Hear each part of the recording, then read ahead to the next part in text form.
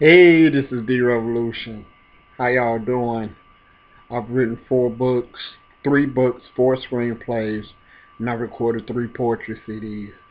I spent my last 30 years in storytelling, learning, studying storytelling. I like to write, and this channel is for the writers. And I'm going to be giving you suggestions from a writer's point of view. But I need you to like and subscribe to my page and like this video and help my algorithms go up so others can get this video. So in this video, I'm going to talk about lazy writing. Something that I had to deal with when I first started writing.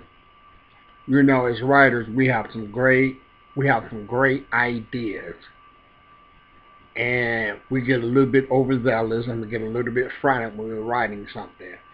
That so frantic that it gets to a point where we rush our story, or we don't want to write 2 or 3 extra choppers just to make a great point with our story. Don't do that. As a writer, you want to take your time and you want to pace the story correctly. And because you have a great idea, because when you rush your favorite part that's in your mind of the story, it's going to be a bad story. Take your time. Get to the what do they call it? Get to the uh, I can't think of the word, but the main point of the story, whatever your story is, you don't want to rush it, and you don't want to be lazy about getting there. Because the secret is not only the main point that you want to get to, but how you get to that main point.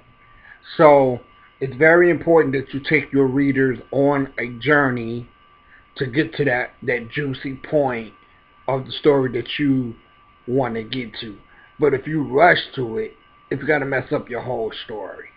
So you have to understand that there are no shortcuts to this. There are no shortcuts to telling a great story.